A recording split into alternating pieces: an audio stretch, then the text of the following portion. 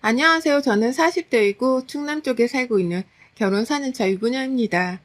그간 이 채널에 제 사연을 올리고 싶어 몸이 간질간질했었는데 너무 바빠서 사연을 적을 시간이 없었어요. 그러던 중 이번에 딱 시간이 나서 사연을 적게 되었는데 꼭 채택이 되어 많은 분들이 제 사연을 들어주셨으면 합니다. 제 고향은 원래 서울이었고 남편과도 그쪽에서 만났어요. 저는 직업이 교사이고 남편은 양식 레스토랑 운영하고 있었습니다. 남편의 레스토랑 단골 손님이었던 저는 자주 갔었는데 자꾸만 서비스를 주더니 하루는 음식을 통해 마음을 전달하는 남편에게 완전 반했어요. 새하얀 접시 위에 하얀 꽃들이 장식되어 있었고 연락처와 함께 따로 만나고 싶다는 말이 적힌 작은 쪽지가 있었습니다. 그 당시에 그런 서프라이즈를 받아본 적이 없었던지라 너무 감동이었죠. 따로 만나본 남편은 로맨틱했고 다정했어요. 마음을 안 줄래 안 줄 수 없는 사람이었죠. 제가 약간 직업병처럼 학생들을 타이르고 가르칠 때 나오는 말버릇을 평소에도 사용할 때가 있는데 그럴 때마다 기분을 나빠하기는커녕 오히려 받아주는 사람이었습니다. 가장 친한 친구들에게 남편을 소개시켜 줬을 때 친구들의 반응도 좋았어요. 무조건 결혼까지 가야 한다며 꽉 잡으라고 했죠. 남편은 입 바른 소리를 잘하는 스타일이었고 전 그게 참 좋았습니다. 뭔가 친구들에게 잘 보이려고 애쓰지도 않았고 있는 모습을 그대로 보여주는데 그게 100점짜리 모습이라 좋았죠. 그런 모습을 본 친구들은 오히려 남편을 더 좋게 본 듯 했습니다. 가장 친한 친구들까지 남편에 대해서 좋게 말을 하면 제 나름대로도 이 사람을 무조건 잡아야겠다는 생각이 들잖아요. 그래서 저는 남편과 무조건 결혼을 해야겠다고 생각을 하며 연애를 했습니다. 그러던 중 저희에게 예상치 못한 일이 벌어졌어요. 남편이 운영하던 중이던 가게 중 하나였던 곳이 충남 쪽에 있었는데 그곳이 서울과 맞먹을 정도로 장사가 잘 되던 곳이었죠. 오래도록 믿고 의지하던 점장님께서 하루아침에 개인 사정이 있다며 그만두겠다고 했고 결국은 남편이 직접 나서서 가게를 운영해야 했습니다. 서울은 믿고 맡길 수 있는 직원분들이 많았지만 그곳은 그렇지 않았어요. 당장 사람을 구한다고 해도 쉽지가 않았고 그 가게를 포기하자니 서울보다 매출이 잘 나올 때가 많았기에 포기할 수는 없었죠. 저는 서울에 있는데 남편은 충남을 가야 했고 하루아침에 장거리 연애를 하게 된 저희는 생각이 많아졌습니다. 이때가 연애한 지가 한 2년쯤 되었을 때라 슬슬 결혼 준비를 하려고 했거든요. 결국 많은 고민 끝에 남편과 저는 지겹던 서울 생활을 접고 충남이라는 곳에 터를 잡기로 결정을 했습니다. 저는 그쪽 학교로 옮겼고 남편은 서울을 가끔 왔다 갔다 하면서 관리를 하기로 했죠. 결혼한 후 충남이라는 곳에 난생 처음 가본 저는 꽤나 새로웠습니다. 학생들도 분위기가 달랐어요. 중학교 교사로 있었는데 아이들이 새로운 선생님인 저를 반겨줬고 그런 아이들에게 하나라도 더 알려주고 챙겨주고 싶었습니다. 남편이 내려와서 가게를 집중 관리하면서 오히려 매출이 더 상승했고 같은 충남이지만 다른 지역에도 가게를 더 내면서 남편의 사업은 쭉쭉 뻗어갔어요. 저희 부부는 각자의 자리에서 최선을 다하면서 그렇게 살고 있었습니다. 사실 제가 충남으로 내려간다고 했을 때 저희 친정 부모님은 반대를 하셨었죠. 연고도 없는 타지살이가 어디 쉬운 줄 아냐면서 혹여나 부부싸움이라도 하면 그렇게 힘들고 서러울 텐데 어쩌려고 그러냐며 반대를 하셨어요. 그 마음이 어떤 마음인지는 알았지만 제가 서울에 살면서 느낀 게 하나 있었거든요. 어디라도 말하면 안 될 것 같아서 정확한 곳은 말하지 않겠습니다. 제가 있던 학교가 서울 쪽에서도 학구열이 굉장히 심했던 곳인데 그래서 그런지 학생들도 그 나이대 아이들 같지 않았고 학부모도 등살에 치여 참 힘든 일이 많았죠. 그뿐 아니라 서울이란 곳 자체가 너무 지겨웠어요. 쾌쾌한 매연에 복잡한 사람이 늘 많은 이곳이 싫었습니다. 한산하고 조용한 곳으로 떠나고 싶었는데 딱 결혼과 동시에 어쩌면 기회가 온 듯 했었죠. 그래서 전 좋았습니다. 물론 외로울 때도 있었고 심심할 때도 있었지만 그래서 그런가 남편이랑 더 데이트도 많이 했고 둘이 가장 친한 친구로 지냈던 것 같아요. 이렇게 잘 지내던 저희 부부의 결혼 생활을 방해하던 방해꾼은 시댁 식구들이었습니다. 저보다 3살 아래인 신우는 일찍 속도 위반으로 결혼을 해서 벌써 초등 자녀가 둘이나 있었어요. 심지어 연년생이었고 초등 형제이다 보니 그 에너지가 대단했죠. 시댁도 신우도 인천에 살고 있는데 시댁에 갈 일이 있으면 시조카드를 보게 되잖아요. 그럴 때마다 느끼는 게 정말 애들 에너지가 보통이 아니다였습니다. 그 나이대 남자애들이 다 그렇다고 생각하실 정도가 아니에요. 신우가 얘들을 굉장히 오냐오냐 키우는 편이고 또 본인이 볼 일이 있을 때마다 시모에게 자주 애들을 맡기는 편인데 시모는 더 오냐오냐 합니다. 상황이 이러니 애들은 어른 말 자체를 듣지 않아요. 한마디로 버릇이 없고 천방지축에 보고 있으면 한숨밖에 나오지 않았습니다. 한 번은 시댁에 가서 다 같이 외식을 했었어요. 전 시조카들이 이렇게 난리치는 성격인 걸 알기에 외식하면 무조건 룸으로 예약을 합니다. 난리를 쳐도 말리지도 않고 오히려 다른 손님이 애들에게 뭐라고 하면 신우랑 신모가 더 날뛰면서 뭐라고 하는 걸 알아서요. 이날도 그걸 피하기 위해 룸으로 예약을 했고 회가 먹고 싶다고 해서 횟집에 갔습니다. 미리 알아보니 어린이 돈가스가 파는 곳이 있길래 그쪽으로 갔어요. 시조카들은 이미 들어가는 입구에서부터 소리를 막 지르면서 난리를 치다가 심지어는 신발장에 있는 다른 손님들의 신발을 꺼내서 서로에게 던졌죠. 그러다 결국 그 신발을 맞은 둘째가 악을 쓰며 울었어요. 이걸 본 제가 신우에게 말했습니다. 아가씨, 애들 좀 말려봐요. 손님들 신발을 이렇게 다 던지는데 물어내라고 하면 어쩌려고 그래요? 우선 세안이 데리고 나가서 달래고 와요. 제가 이안이 데리고 들어가 있을게요. 세안이는 뚝 괜찮아. 형아랑 놀다가 그런 건데 울면 안 돼. 그럼 둘이 못 놀지? 세언니, 애들이 다 그렇죠 뭐. 그냥 들어와요. 알아서 정리하겠지. 전 정말 놀란 게 애들이 던진 신발을 최소한 다시 집어넣고 정리는 해야 하는데 그것도 하지 않고 그냥 들어가는 신우였습니다. 결국 제가 다 정리하고 들어갔어요. 저희 부부의 신우 부부와 시조카들의 시모 이렇게 앉으니 꽉 찬 룸이었는데 그 룸에서 소리치며 뛰어놀고 있는 시조카들을 보니 벌써 머리가 어지러웠습니다. 저러다 사고 나겠다 싶었는데 아니나 다를까 문 열고 들어오던 직원분과 부딪혀서 물통이 다 쏟아졌죠. 컵은 종이컵이라 누가 다치지는 않았는데 저도 모르게 죄송하다며 급히 물을 닦았습니다. 그런데 신우는 직원에게 오히려 소리치며 말했어요. 저기요, 여기 애들 들어간 거 봤으면 조심해야 하는 거 아니에요? 그 컵이 유리여서 우리 애들 다치기라도 했으면 어쩔 뻔했어요? 아유, 어린애도 아니고 다 큰 애들인데 이렇게 뛰고 있을 줄 알았겠어요? 당연히 앉아있을 줄 알았죠. 뭐라고요? 여기 뭐야? 손님한테 뭐 저딴 식으로 말을 하고 있어? 지금 장난쳐요? 사장 오라고 해요.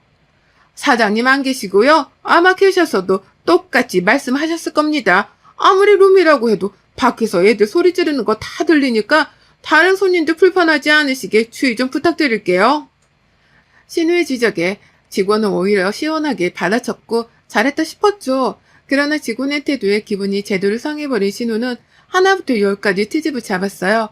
맛이 있네 없네부터 시작해서 싱싱하지도 않다면서 말이죠. 그러던 중 애들이 갑자기 문을 열고 나갔고 저는 불안함에 애들을 들어오게 하라고 했습니다. 그러자 신우와 시모는 거의 동시에 저를 노려보면서 애들이 노는 거 왜 막냐며 뭐라고 하더라고요. 제 상식으로는 도저히 이해가 안 가는 상황이었지만 냅뒀습니다. 왜냐면 제가 여기서 더 나서면 결국 모든 욕은 제가 다 먹게 되니 말이죠. 그렇게 불안하며 식사를 이어가던 중 결국 밖에서 큰 소리가 나면서 애들 울음소리가 들렸고 신우와 신우 남편은 급히 뛰어갔어요. 그리고 저는 일어서서 그 상황을 쳐다보고 있었습니다. 뭐예요 지금? 우리 애한테 왜 소리를 질러요? 미쳤어요? 당신이 얘네들 엄마야? 애들 교육을 어떻게 시켰길래 애들이 이렇게 개념이 없어? 어린 것도 아니고 이 정도 나이면 말귀도 알아먹을 나이인데. 뭐라고요? 당신 미쳤어? 우리 애들한테 당신이 뭔데 개념이 있네 없네 그딴 소리를 하고 있어?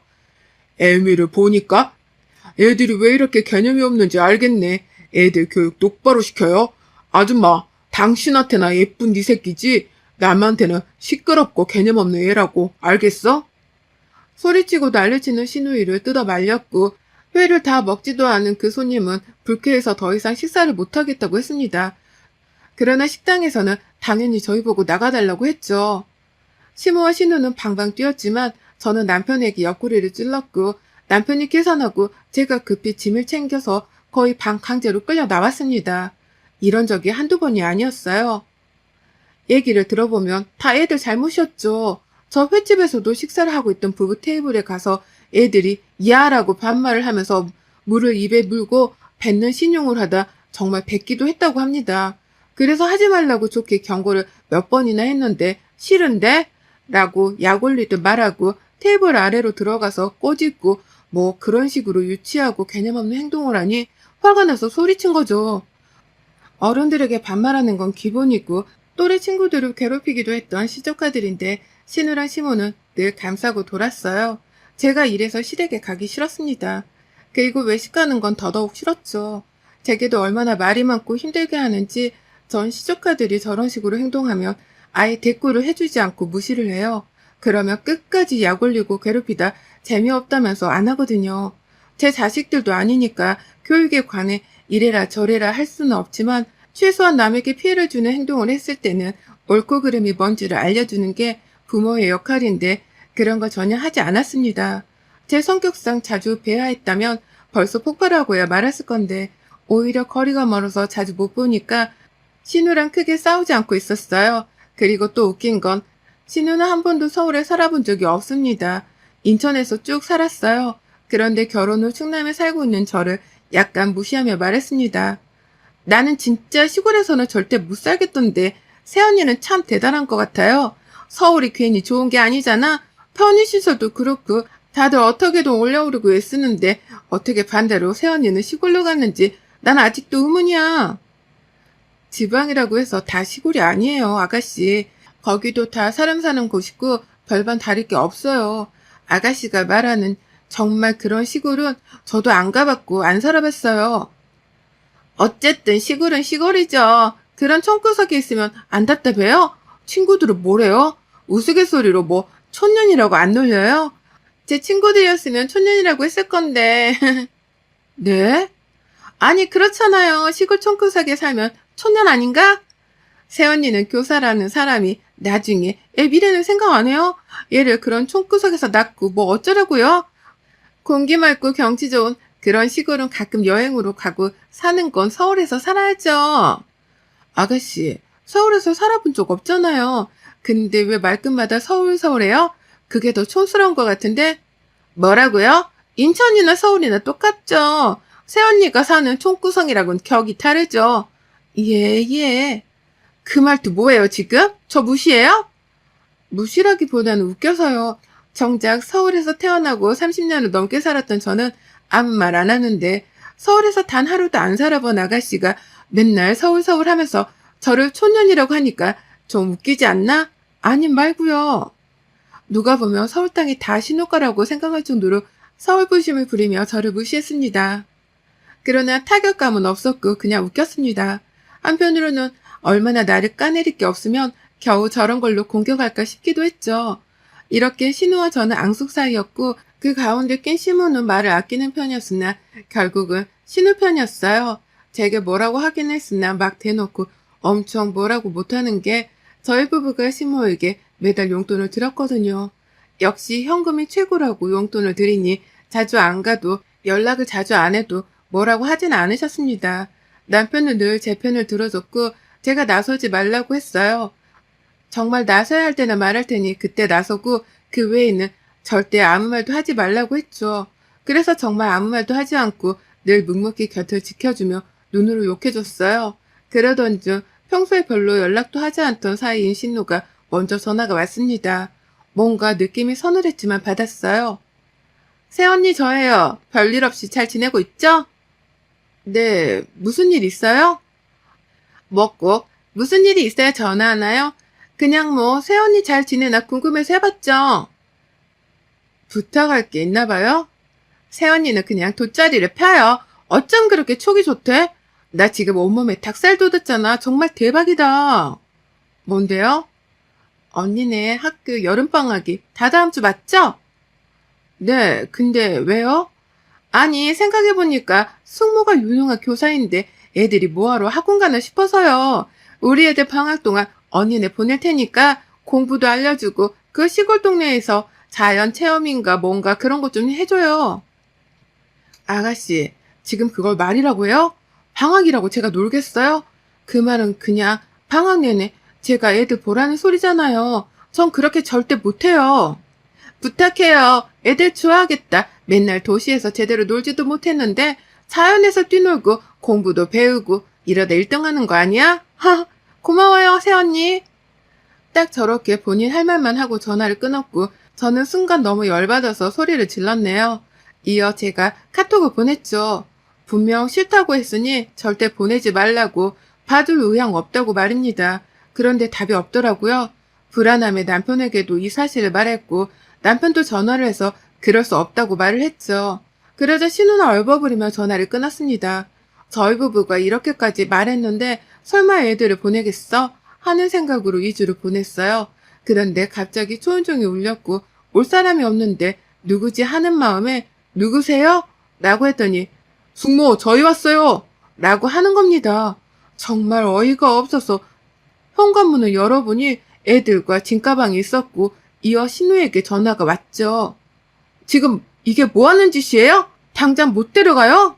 어쩌죠? 저희 부부 제주도 보름살기 하기로 해서 지금 가는 중이라 돌아갈 수가 없어요. 보름만 애들 잘 부탁할게요. 새언니가 교사인데 어련히 잘해줄까? 전 걱정 없어요. 애들 공부도 잘 시켜주고 자연체험 이런 것도 좀 부탁해요, 언니. 그럼 이만. 정말 딱 저렇게 말하고 신우와 신우 남편은 핸드폰 전원을 꺼버렸습니다. 미치고 팔짝 뛸 기세였는데 시조카들은 순식간에 집안을 난장판으로 만들었고 미친 듯이 뛰어다녔죠. 그 결과 아래층에서는 결국 시끄럽다며 올라왔고 정말 죄송하다고 여러 차례 말씀드렸어요. 전 일하고 있는 남편에게 전화를 해서 말했습니다. 여보, 당장 집으로 와봐. 아가씨 미친 거 아니야? 애들이랑 짐가방만 덜러 현관 앞에 두고 제주도 보름살이 한다고 갔어. 둘 다 핸드폰 전원도 꺼놨다고. 지금 애들 뛰고 난리쳐서 아랫집에서 3번 올라왔고 나 미치기 일보 직전이니까 빨리 와 당장. 뭐야? 알겠어. 지금 바로 갈게. 그렇게 온 남편은 시조카들을 진정시켰고 시모에게 전화를 했으나 시모는 모르는 일이라고 이왕 이렇게 된 거 봐주라고 했죠. 결국 답은 저희가 인천까지 가서 시모에게 애들을 넘겨주고 오는 방법뿐이었는데 하필 또 시모도 지인들과 여행 중이었어요. 이러니 애들 맡길 곳이 없어서 머리를 제대로 썼구나 싶었습니다. 이러지도 저러지도 못하니 남편은 우선 봐줘야지 어쩌겠냐고 했지만 전 정말 돌아버릴 것 같았어요. 애들이 말을 안 듣는 겁니다. 뛰지 말라고 말을 하면 더 뛰고 날뛰었고 아랫집에서는 미칠 것 같다고 왜 그러냐고 했죠. 사정을 말했으나 돌아버릴 것 같다고 막 그러시는데 그 마음 이해했습니다. 전 결국 너무 열받아서 신우 참교육을 하기로 다짐했어요. 신우가 제게 원했던 게 애들 교육과 자연체험이었으니 딱 그렇게 해주기로 했죠. 전 버릇없고 산만한 애들에게 교육을 시작했고 계획표를 세우게끔 해서 하루를 그렇게 살게 했습니다. 공부에는 학습교육도 했지만 애들 교육도 했고 애들은 당연히 지루하다면서 하기 싫어했지만 전 엄마가 시킨 거라 어쩔 수 없다고 했어요. 그리고 자연체험은 근처 어르신들 밭일을 하는 걸 돕게 했습니다. 우리가 쉽게 먹는 음식들은 사실 이렇게 다 누군가가 힘들게 고생해서 나오는 것이라고 알려줬고 애들은 처음에는 흥미를 보였지만 당연히 이후에는 재미없다고 하기 싫다고 했어요. 그러나 역시 이 또한 너희들 엄마가 하라고 해서 숙모는 어쩔 수가 없다고 했죠.